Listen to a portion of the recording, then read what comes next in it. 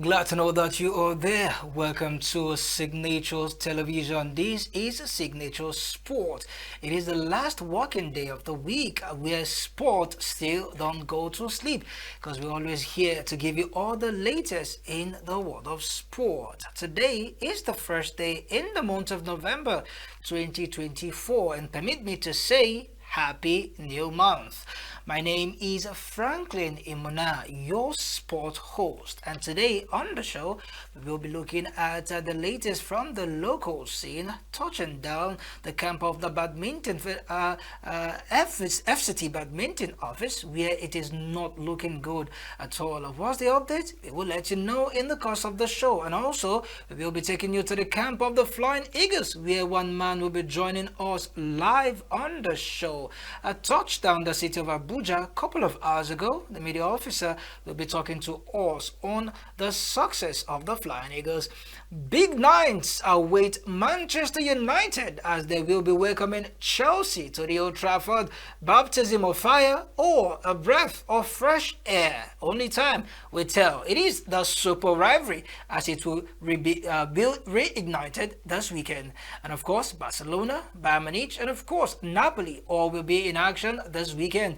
It is the return of the top leagues in Europe. All these and many more loading on the show. You don't want to go nowhere. Signature Sport makes a return after this short timeout. Don't go nowhere.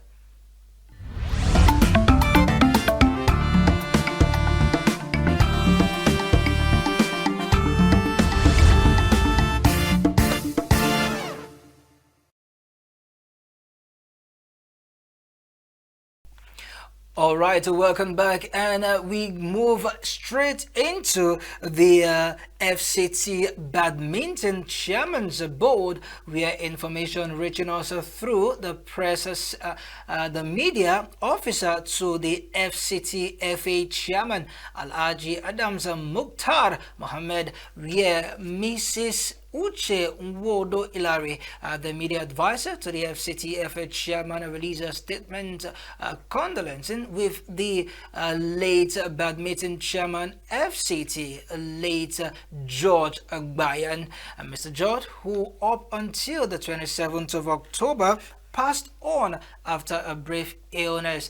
The FCTFA chairman, Alhaji Mukhtar Adams, extend his condolences to the family and is described as a man of legacy, compassion, and dedication, and as one that will be sorely missed following his demise. Through his media officer, Madam Uche Hilary Wodo, also expressed a pain to the badminton fraternity right here in the FCT, and also extend unwavering condolences to the family of the late Mr. Gabriel Bayan. Still talking about the death of the badminton chairman, the late Mr. Gabriel Bayan. He is survived by wives and children.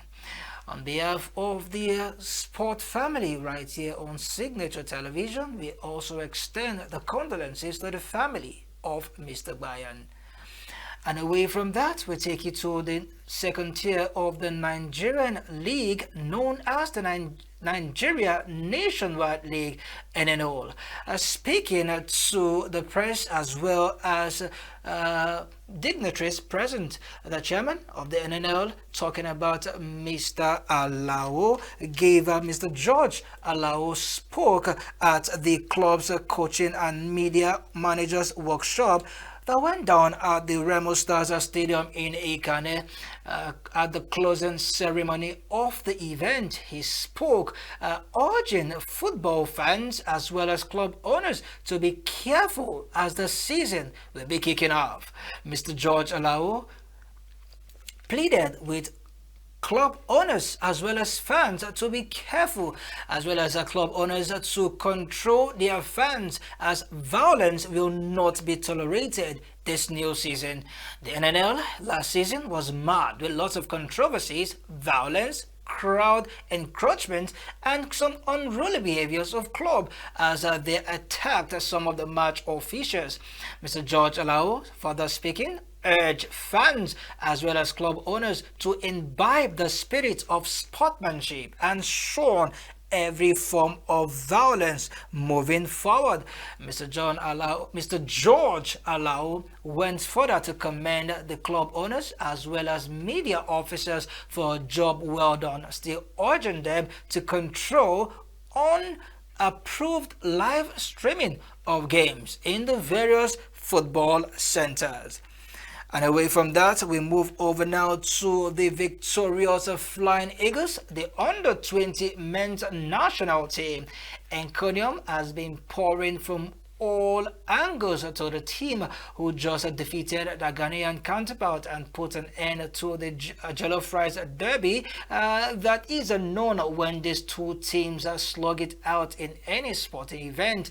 The two goals from goal machine Parobo Ariari was the separating factor, but coach Alio Zubero has come out to give reasons to his team's performance. In fact, he called it a secret revealed.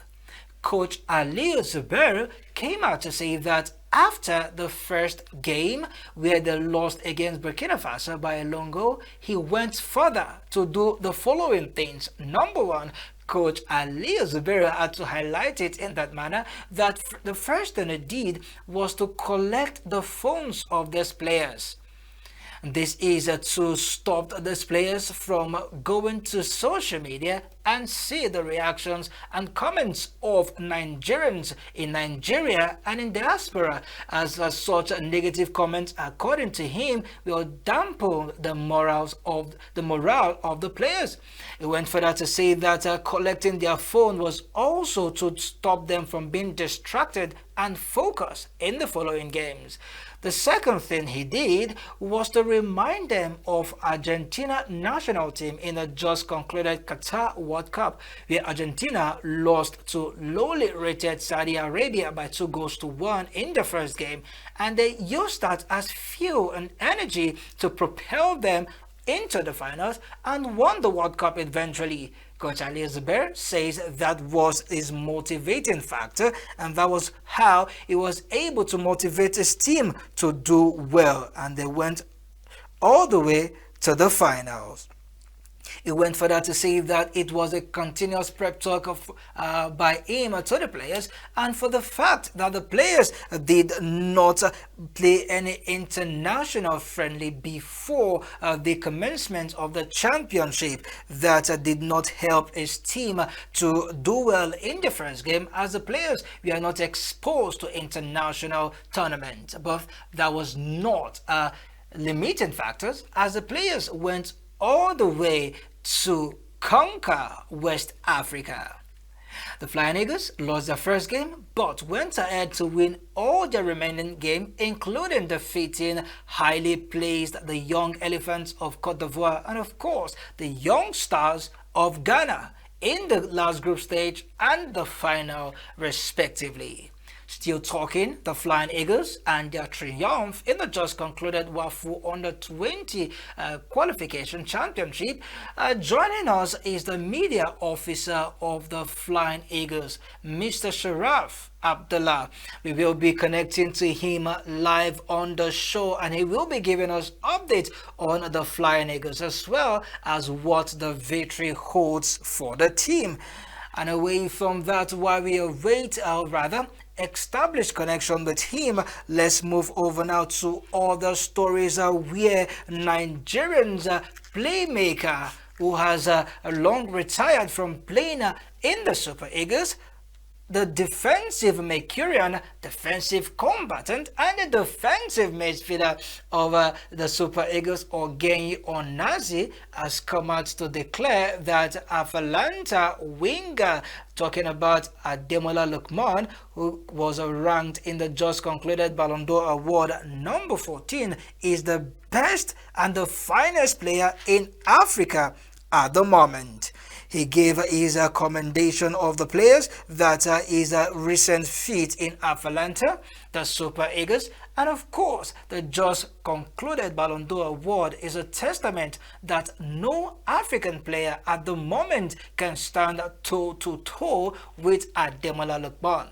Ademola Lookman, according to his coach Gasperini, has come out to praise his quality so far, and I've asked him not to listen to any offer that would take him away from Atalanta. That is very important to his team.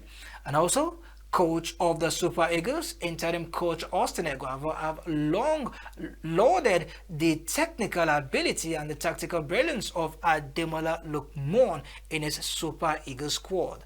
Ademola Lookman, who scored a hat-trick in last season Europa League final against unbeaten at that time Bayer Leverkusen in a highly pulsating final. He was voted man of the match and player of the tournament. Ademola Lookman, in the season just concluded, also won 3 times Serie A Player of the Month. And so far this season, Ademola Lookman have recorded a couple of goals and assists so far. Joining us also on the show is a regular name, Mr. Jeffrey Obrigado. He joins us on the show to give us insight analyst on how some of the topics rather that we have discussed so far, and his takes concerning the Ademola Lookman appraiser by former Super Eagles midfielder Onazi. Good morning, Mr. Jeffrey Obrigado. Good to have you join us on the show. All right, let's go on the short break. When we return, more on Signature Sport. Don't go nowhere. We will definitely be right back.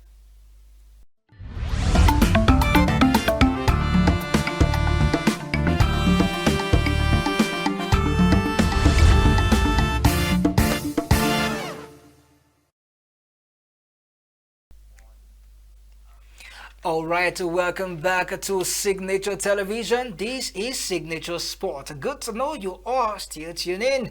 My name is Franklin Imona. All right, joining us on the show is Mr. Jeffrey Obrigado. Finally, we've established connection with him. Good morning, Mr. Jeffrey Obrigado. Permit me to say a happy new month greetings to you.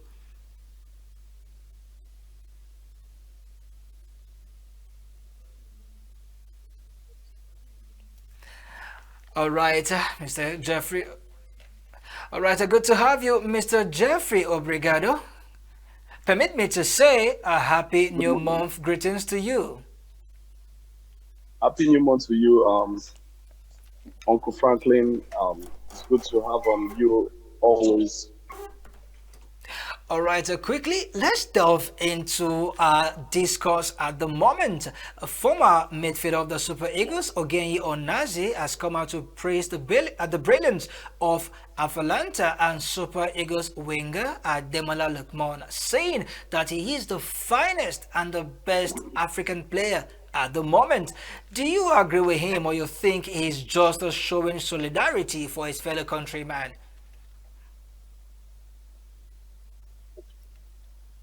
It's not about showing solidarity. He's saying the truth because in Africa so far, Ademola Lookman is the best player in Africa. You cannot compare any other player in Africa than Ademola Lookman. He has proven it. He has given us every start. The stats is there to show for it. Ademola Lookman consistency last season was impeccable. Like he was not out of the world. He was playing on a high level of football and representing Africa in Europe. He was the only player that was indeed showing class, using class and so much confidence with so much classical play. And in Atlanta, you can see the Europa Cup final. He scored a hat trick. He proved to the whole world that even in Africa, you can find the best. Again, Onazi is saying the truth about Ademola Lookman, and definitely it's good to go for him to say he's the best player in Africa. All right, looking at Ademola Lookman's style of play and his quest to be crowned African Footballer of the Year for 2024, do you see Borussia Dortmund Gurasi as a strong challenger, or a certain Solomon Adingra of Ivory Coast as a better player than Ademola Lookman? Remember that Adingra won the African Cup of Nations early this year when they defeated the Super Eagles of Nigeria in the final. Do you think that with the praises from Onazi to Ademola Lookman. Do you see Ademola Lookman winning this award ahead of Solomon Adingra?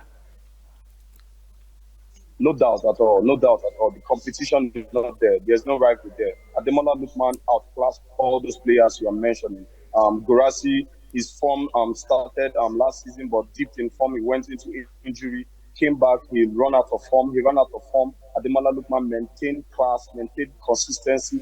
Even at the African Cup of Nations, Ademola Lookman was one of the standout players. Adingra came up at the semi-final and the final. He wasn't that consistent for Ivory Coast, and he was even coming from the bench. Adingra is a very good player, a young, talented player, but when it comes to last season stroke this season, Ademola Lookman outclassed all those players you're calling. Gurasi form this season is for the next African best player, but I don't even see the competition for this season because Ademola Lookman last season stroke this season was fantastic, absolutely menace. All right, thank you, Mr. Jeffrey, for that submission. But do hold on a moment as we go back to the Flying Eagles heroics in the just concluded Waffle B African Cup of Nations Championship. And joining us all the way from somewhere right here in Nigeria is the media officer of the Under 20 national team of Nigeria, talking about Mr. Sharaf Abdullah. Good morning, Mr. Sharaf. Good to have you join us on the show this morning, Mr. Sharif. Permit me to say congratulations to the Flying Eagles and welcome back to the shores of Nigeria. Well, thank you very much. It's always a pleasure to join you on your show. And congratulations to you as well, because we have to, congratulate ourselves because the victory is not just for the Flying Eagles, it's for the whole of Nigerians. Remember, the Flying were in Lome to represent Nigeria. So I think we can just share congratulatory messages among ourselves. Well, talking about the Flying Eagles heroics, trust me, it has been a cheerful moment for the boys, and of course for the team as well in general. I'm still yet to get over the kind of excitement that we've experienced in Lome. Lome has been a very very fruitful ground for the under 20, considering the fact that we started sloppy. Of course, we started with a defeat in the hands of Burkina Faso and ended up winning the tournament. So I believe uh, there was so much lessons to learn from these sets of Flying Eagles, and preparations begin any moment from now ahead of the under 20 Africa Cup of Nations slated for next year. All right, Mr. Sharif, you said something about the Flying Eagles overcoming their opponent after the first defeat to Burkina Faso in their first game. Tell us, in your own assessment of the team, how did the players overturn the defeat of Burkina Faso to go all out into the finals and eventually won the competition?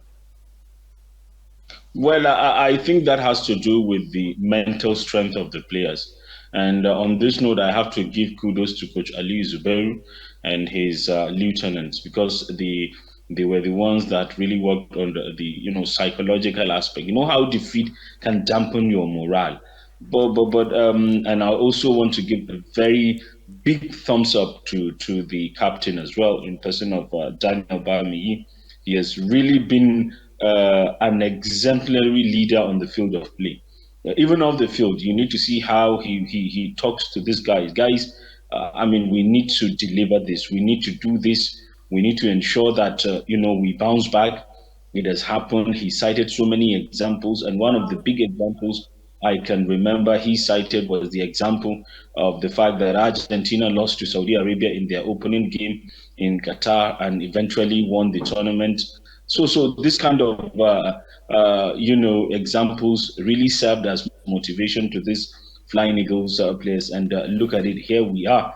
At the moment, the Flying Eagles have not just qualified for the AFCON under 20, they have also, won, defended successfully, defended the title won 2 years ago in Niger Republic. So I think it has to do with the mental strength of these players. And like I earlier said, of course, big thumbs up to Coach Ali Zubeiru, the captain of the team, the backroom staff. Each and every member of this team has given his very best to ensure this victory, as we're still basking in this euphoria. All right, before we let you go, Sharif rather, Abdullah, please tell us in your own assessment, players like Parobo, who is now known as Paro Goal by his teammates, and the likes of Daniel Bamei and others are players who have shown like a million stars in the just concluded tournament. What does the future hold for them? Do you see them playing for the Super Eagles in the nearest future, or they still have a long way to go in your assessment? Well, certainly the likes of Parubo Ahiri, Daniel Bami, the captain of the team, and host of other, players that have played instrumental role as the Flying Eagles emerge champion, have, of course, certainly have a very bright future. You made mention of these two players, but I believe there are so many exceptional players in Of course. team, even those that even come from the bench, to change probably to either to apply more pressure or play according to the coaches or rather not just the coach's instruction. I think the future holds a very very bright future for them. The likes of Parobo, I see him in the next few years, taking the place of the likes of Victor Osimhen because this boy has really been wonderful. I mean, he has really been an exceptional player, especially in front of goals. He's a striker, and of course, the primary assignment of a striker is to score goals, which All right, thank you, Mr. Sharif Abdullah, for that interesting and insightful response from us to you regarding the triumph of the Flying Eagles. Hopefully, we get to hear more from you concerning the Flying Eagles on the show. Always a delight talking to you. many thanks to you. Of course, congratulations to you once again, and congratulations to Nigeria. All right.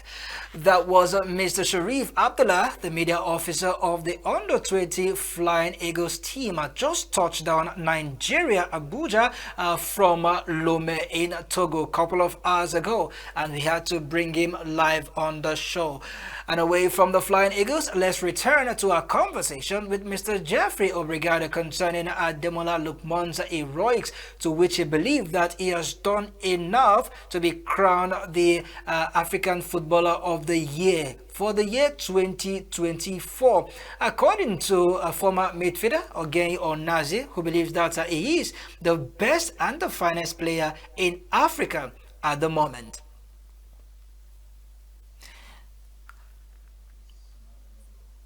All right, still talking about stories from the local scene. Good to have you back, Mr. Jeffrey Obrigado. Let's just conclude as because you believe that Ademola Lookman has no rival, in your word, for the 2024 African Footballer of the Year award. You believe that it is coming back, or rather, it is returning to Nigeria, this award.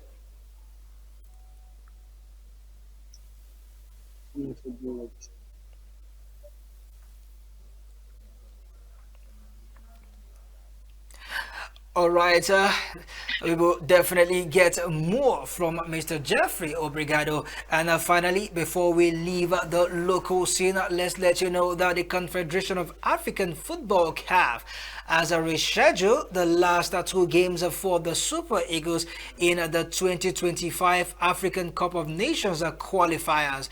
Game against the Cheetahs of Benin Republic will now be played on the 14th of November 2024 at the popular Felix Oprian Begnia Stadium in Cote d'Ivoire. The home of Ivory Coast. No longer will it be played in Benin Republic as no stadium has met the required structure or the required nature by CAF. And the second game, which happens to be the last game of the tournament for the Super Eagles against Rwanda, will now be played on the 18th of November 2024. This is the new change according to CAF. But for Nigerians, they believe that these games are inconsequential as the Super Eagles needs just a draw to mathematically qualify for the 2025 African Cup of Nations. This followed the ruling that was given by CAF to the favor of Nigeria after the game between Libya and Nigeria on the 15th of October was both, and the game was made inconclusive. Yes, the result was given to the Super Eagles, 3 goals and 3 points, giving the Super Eagles the upper hand in the group stage. All right, let's go on our first break on the show. When we return, we will be moving straight to the foreign scene, and one man all the way from Akwa Ibom State will be joining us on the show. Don't go nowhere. Signature Sport returns after this timeout.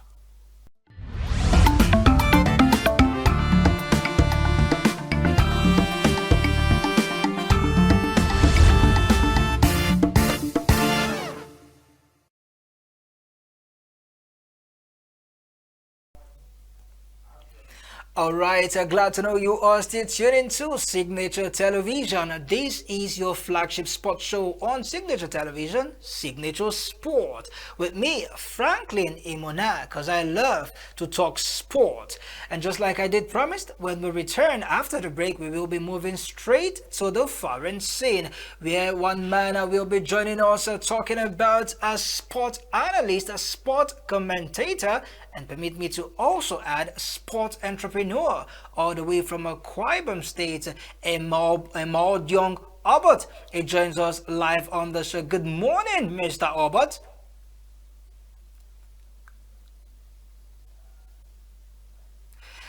Mr. Obot, can you hear us? Alright, while we wait to establish connection with Mr. Emodion Obot, all the way from Akwa Ibom State, let's come back to Mr. Jeffrey Obrigado as he is still with us on the show. Quickly, Mr. Jeffrey, let's get down to... Alright, let's get back to Mr. Emodion Obot as he joins us live on the show. Good morning, Mr. Obot. Morning, Franklin. How are you? Shout out to Signature Television right here, all the way. Fantastic morning to you. From the sound of your voice, I can tell it is a happy new month already for you. Absolutely, absolutely, of course, yeah. All right, quickly, Mr. Albert, let's get into the topics of discuss this morning. First off, it promises to be a weekend of excitement where club football will be resuming. One team will be happy after a beautiful timeout during the week, and that's the Red Devil of Manchester. In fact, Manchester United, they will be up against Chelsea, a familiar foe, and it seems that the atmosphere in Manchester United is different, courtesy of a new coach that is incoming. I mean the permanent new coach, but a certain interim coach, Ruud van Nistelrooy, led the team to a 5-2 win against Leicester City in the EFL Cup. What is the chance of Manchester United doing well against Chelsea this weekend? Okay, well, it's been a very quick transition over the weekend. And so far, we had Manchester United with a new, an interim coach so far, in the place of Ruud van Nistelrooy so far. And I want to believe that basically, based on the fact that, it's a new moment. The past, Ten Hag has left with, his old legacy and all. So there's a new motivation on ground. Everybody wants to impress the new manager that's coming up. And I feel like Van Nistelrooy has really allowed these players to express themselves. The more you could see it in the gameplay, and they were able to go all out and score massive 5 goals, which Ten Hag had never done so far in Manchester United before. I feel like Chelsea should be wary of Man United because the players are not afraid to actually attempt or cause an upset to Chelsea. So I see that game coming out very, very positive. So, I heard Chelsea's manager was complaining the fact that Eric Ten Hag, they were studying the clips of Eric Ten Hag and the previous tactics and trying to detect Man United gameplay and all that. But so far, Eric Ten Hag has been fired, and so far we have good Van Nistelrooy taking over. So it's going to be a very tough one for Chelsea to get to understand the game tactics and the game plan because the former manager is out so far, and we have an interim manager right now. So Chelsea would have it's going to be a very tough not to crack for them. So yeah, of course, I'm anticipating a big win for Man United. All right, looking at Chelsea and Man United in recent times, Manchester United have had the upper hand against Chelsea in their last 6 meetings. But last season was completely different as Chelsea ran away a 4-3 win at home at the Stamford Bridge. And looking at Chelsea this season, they have been in an explosive form, winning as many games as possible, while Man United, in the other hand, have been wobbling and fumbling, where they sit 14th on the log in the EPL. Chelsea and Man United, based on form, Chelsea is the better team and they stand a better chance of defeating Manchester United. Do you share this sentiment? Well, yes, you have a very good point. Yes, basically, Man United last season were quite very underwhelming. You know, due to the game pattern, the gameplay on the field, it wasn't really going as well as we planned. But Eric Ten Hag was able to get another trophy for us last season, and so far, I feel like this time around is going to be a little bit different because the management has changed hands currently, and Chelsea are on a very good run of form. Yes, that you can't take it away from them. And they lost their last game against Newcastle, and they want to prove a statement against Manchester United in the next game. So I think it's going to be a tough match, But I don't think Man United are actually going to lose that game because so far the motivation so far after winning 5-2 against the last game, last encounter is a very big motivation. So I feel like it's going to be a very tight game.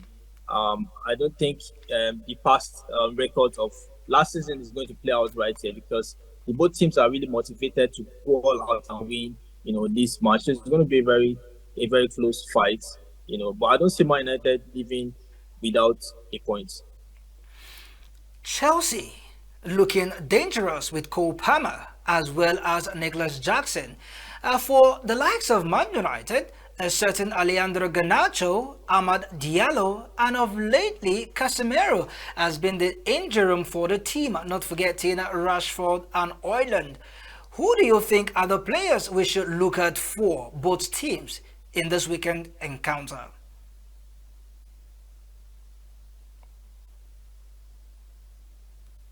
Okay, well, Chelsea has got Cole Palmer, which has been really amazing so far.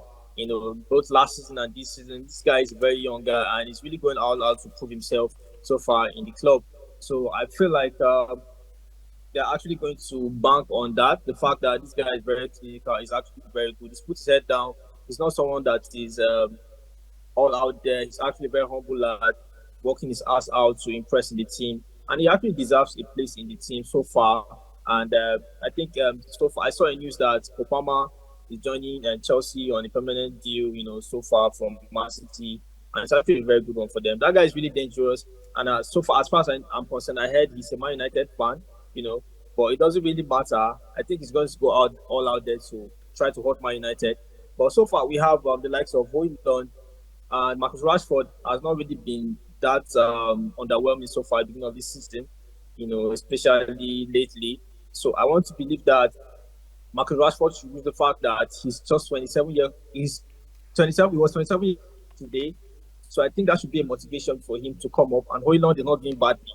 So yes, I think that these guys are really going to come out there to impress. But I want to bank on Højlund more than Rashford. I expect a whole lot from Højlund, than Rashford in this game. And for Cole Palmer, guy is unstoppable. So I just hope Man United can contain, the threats this guy has to offer because the guy is amazing. Trust me. All right, before we leave the Chelsea Man United game and talk about Real Madrid and Barcelona this weekend, I want you to be very, very optimistic and rather objective between Man United and Jadon Sancho. It will be the return of Jadon Sancho to Man United this weekend. Do you see it as a sweet homecoming or it's going to be disastrous for Sancho? First and foremost, I don't know if Jordan Sancho will be allowed to play against Manchester United, you know, but I think if he's allowed to play against Man United, he'll want to prove himself. So far he's actually had some good starts lately for Chelsea, and the last few matches he's not really come out there to do very well, and he's been dragged on social media, all out, and all that. And of course, he's not been starting matches lately. So I think if I was Jadon Sancho, I want to come all out and impress, to show that actually I'm good. You guys need to regret why I was bought, why I was sold, or why I was sent on loan, you know. But I think that would not actually affect Manchester United in any way, because currently we don't have any deficit when it comes to the attack. We have a lot of attack firepower, currently, in the squad. Marcus Rashford is there. Ahmad is available. Hoyland is available. Zex is available. Garnacho is available. So I don't think it's something to worry about. But I know that Sancho wants to, prove himself and impress a whole lot in the squad. But I'm not really feeling Sancho that much. So we're already used to seeing Sancho in Man United. So it's nothing new for me. So yeah, no much high hopes on Jadon Sancho. But it's a good one for him if he does well. All the best to him anyway. No issues. No much expectations from Sancho. All right, that's Mr. Emaudiong Obot still on the line. Is with Mr. Jeffrey Obrigado. Good to have you join us again. Let's move away from the Man United Chelsea and go to the La Liga, where we hear that the game between Real Madrid and Valencia has been postponed due to the flood that went down in Valencia and have displaced so many. And the game between Real Madrid and Valencia has been postponed until further notice. But Barcelona wants to take advantage of the postponed game to extend their lead at the top of the Spanish La Liga. Mr. Jeffrey Obrigado, it seems that the fight at this moment is almost over because Barcelona are playing slicky football. Do you agree that Barcelona has what it takes to go all the way to winning the La Liga title this season? The season is on a run for Barcelona, and they are taking their season but the bull by the horn. They're playing fantastic football. They play mesmerizing kind of football. They're unstoppable in the league now. I cannot see any other team stopping them so far. But in football, everything can happen. Everything can happen. Injury can come in play. Key players can get knocked. The dynamism of the team play can just shift and drift. But it's La Liga. You can even top 10 points ahead by this time, and you can still get dragged in the league by next year. So for now, Barcelona is playing good football, but Madrid is Madrid. You understand? They are very good when it comes to this kind of moments. They are very good. Sorry to Valencia for the thunderstorm and what they are encountering so far, and a good one for Real Madrid for donating 1 million pounds, so 1 million euros for the relief fund. It's a good one for football, fair play. But this season, Barcelona is playing fantastic football, and I know that, and I believe that so far so good. They are going to win the league for now, unless there's a drift of injury play and a shift in momentum. Absolutely. For now, in the words of Mr. Jeffrey, Barcelona looks good to winning the La Liga. And for Real Madrid, they will have to wait another weekend to close the gap on Barcelona in the race of the Spanish La Liga title. And away from Spain, let's move to Italy, where Napoli under Antonio Conte is looking like a team who is ready to go all the way to winning the Scudetto, a trophy that won 2 seasons ago. The likes of former Man United Scott McTominay's midfielder, and not forgetting Billy Gilmore of Chelsea has been the fulcrum in the midfield lineup of Antonio Conte, who is a 4 points cleared of Inter Milan, who is currently second on the log. Napoli don't look like a team that will be slowing down any moment soon. Mr. Albert, you are still there. What's your take about Yeah, Napoli yeah. under Antonio Conte this season? What do you think? Well, for Napoli, I'm actually very impressed with Antonio Conte because it seems he's all got it figured out.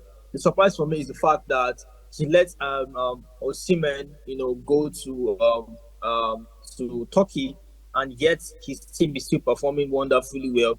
It seems he really has so much faith in his players, the likes of McTominay, Gilmour, and all performing so well. And so far, honestly, it's a big surprise for me that without Napoli, without Osimhen, these guys can really perform this good.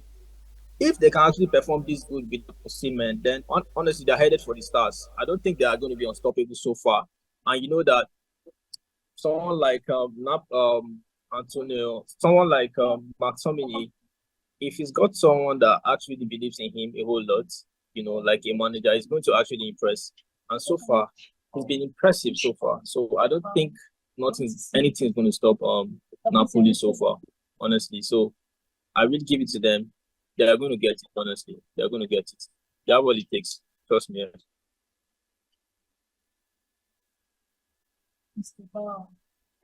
Like the likes of Romelu Lukaku and Georgian captain Kvaratskhelia is leading the team so well under Antonio Conte. What it means is no Victor Osimhen, no problem for Napoli. Mr. Obrigado, how do you see this statement? Victor Osimhen is one of their pinnacle when it comes to Napoli attack. But Antonio Conte, he has played with Romelu Lukaku before. It's not a problem. He did it in Chelsea. He did it in Inter Milan. It's not a problem playing an aggressive striker, and he has Romelu Lukaku that have been there for him. So it's not a problem. And the league this season, the Italian league, there's no lot of competition.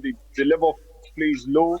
The other teams are just shaky. Inter Milan shaky. They're trying to find their form. So Napoli is just taking advantage of the run of form when it comes to the elite clubs. AC Milan shaky, Inter Milan shaky, other teams shaky. So it's just an opportunity for Inter Milan, for Napoli to take the opportunity to win the league. So Antonio Conte winning the league this season is still a very big sight to catch, because Inter Milan, they are trying to get back into their rhythm. And once Inter Milan get back into their rhythm, it's going to be a very big work for Napoli to handle. So their next game is going to decide whether Napoli is on the top run of form, or Inter Milan is going to take back their position. So Napoli Inter Milan is the next game that I want to watch, and I want to see how it's going to play for Antonio Conte for the season. All right, in the German Bundesliga, Bayer Leverkusen has the opportunity to close the gap on Bayern Munich later tonight, as they will be taking on Stuttgart. The race for the German Scudetto looks for the German trophy, I beg your pardon. The Scudetto is for the Italian Serie A. They look set to close the gap, as well as battle the title to which they won last season. As for Bayern Munich, they will have to wait until Saturday to take on their opponent Union Berlin later this weekend. While in the French Liga, Monaco has the opportunity this weekend to tie it with Paris Saint-Germain at the top of the French Ligue 1. But let me talk to you, Mr. Albert, as we get set to wrap up the show. For Ruben Amorim, the current coach of Sporting Lisbon and the incoming coach of Manchester United, he wants to make it 10/10 this weekend, as his team sets to battle Esteria later this weekend. Recall that in the Portuguese league, Ruben Amorim has won 9 games in 9 matches and is looking set to make it 10 this weekend. Do you see him signing off with an impressive win this weekend, or you think that Austria will dent his record? Okay, well, Amorim has been really wonderful with his team so far. And although I've heard so many news and suggestions that part of the players are not so happy with the fact that he's about to leave for Manchester United. And part of the team are actually backing him up because the offer is too good to reject. But I want to believe that these guys are going to put in their best to send him off in a very nice way, because so far I know that he's someone that's well coordinated. He knows how to coordinate his team, because only a manager that has a good team strategy, and that can put a team together that actually win matches out there. So I want to believe that he's actually going to go out there to win in this one. So yeah, so it's going to be a very good one for him. So yeah, it's going to be a very good send up for him. So I want to trust him and I believe him. This guy has so much. He has so much enthusiasm in him, and he's actually a very young manager. So yes, I give it to him. Amorim is actually going to do it. But so far, coming to Man United, I want to believe that he's going to put in the same level of discipline in Sporting Lisbon with Man United, because Man United is a bigger club and we have so many expectations when it comes to this club. The expectations that I've heard rumors that talks that when he comes, the players might not actually respect him in the dressing room, because we have so many big figures in Man United. But I want to believe that. Based on the fact that this guy is a big figure and has achieved a lot so far in his career, it's going to be a very big plus for him. So I want to hope that Man United are going to really, help him to help us to succeed. So yeah, I believe he's going to make it 10 out of 10 this particular in this next encounter. Thank you very much. Yeah. Indeed, 10 over 10 for Ruben Amorim, according to you, Mr. Maudbong Obert. With that, we want to say thank you for joining us on the show today. Always a delight talking to you, and hopefully you'll join us next time on the show. Thank you very much, Signature TV Abuja. Shout out to you guys. Thank you, Franklin. All right, that was Mr. Obert, all the way from Akwa Ibom State. And let's move over now to Mr. Jeffrey, as we will be signing off with him with these two stories. First, we hear that Manchester City's coach, Pep Guardiola, has come out to cry out that his team is in trouble following the injuries that is piling up. And for Real Madrid, we hear that French midfielder Tchouaméni, I beg your pardon, will be looking to exit the club according to the hierarchy in Real Madrid, and Real Sociedad midfielder Zubimendi will be his replacement. Mr. Jeffrey, first off, Manchester City. Pep Guardiola is complaining and crying. Do you see this as a mind game, or truly his team is depleted by injury? It's a two coin. Yeah, when it comes to Pep Guardiola, he always plays the mind game very well. But though his players, his team now is on his shackles. They have a lot of injuries, and he's trying to manage the team. He's a good coach. He's not supposed to be complaining. They have a multi-million dollar players. They were supposed to invest when it comes to the season. Their players are getting, they are aging, so it's not easy for them to remain on the same particular level where they have been before. And that Man City, this set of players have been there in Man City for a long period of time. So when it comes to Pep Guardiola, he understands how to run out the magic, how to draft it out. But he's yelling and complaining because the intensity in the league is on the rise.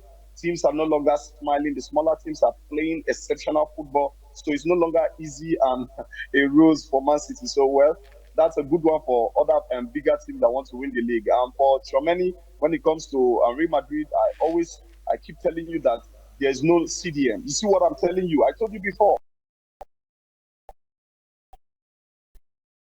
Now you're believing right, Toni Kroos Liverpool a lot of lapses when it comes to the team.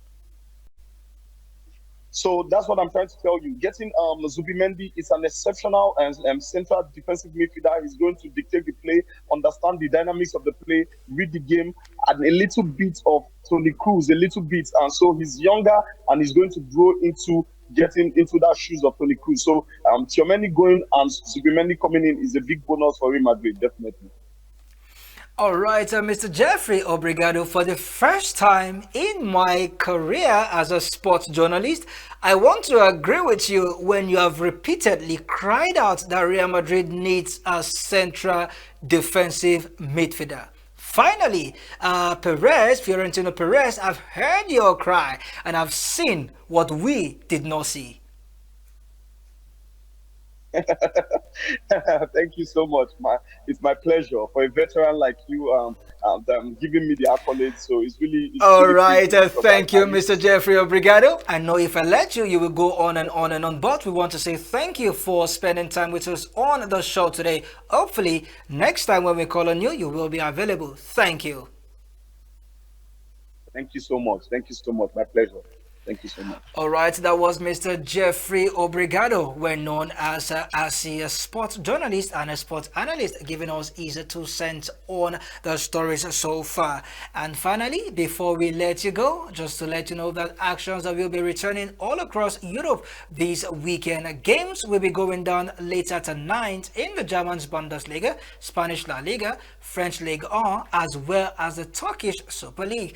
While for the English Premier League, Arsenal will be in action, and Liverpool as well. Two teams that have played out a 2-2 draw in their last encounter. Both teams will be looking how to better their record and get the points needed to lay their hands on the much coveted title. That's the EPL. Well, for Man United, they will leave to fight another day this weekend against Chelsea.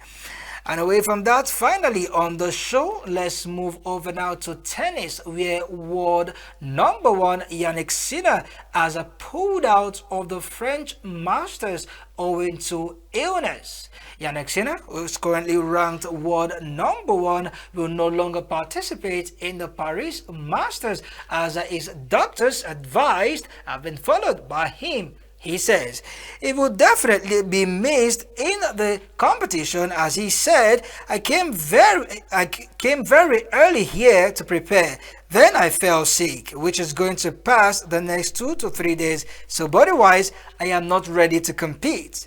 Words of Yannick Sinner, saying his body is most important in the game of tennis.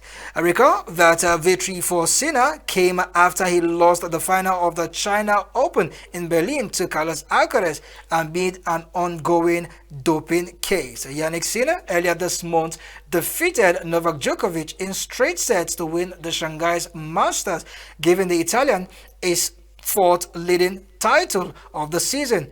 Sinner became the first man to win more than 6 titles in a season since Ademola won it 9 times in 2016.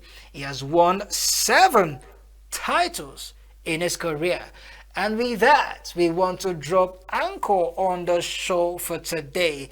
It was a beautiful week talking sports on Signature Television, and the show makes a return with a bigger, better, and bumper package. Many thanks to our guests who joined us all the way from Abuja and Akwa Ibom State, talking about the media officer of the under-20 national team, as well as Mr. Jeffrey Obrigado, not forgetting Mr. Emodiong Obert, who joined us from Akwa Ibom State here in Nigeria.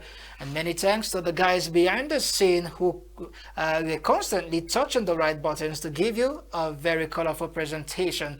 On behalf of the entire sport team, from us to you, we want to say we are done and we are gone. God bless, no stress. Happy New Month and bye for now.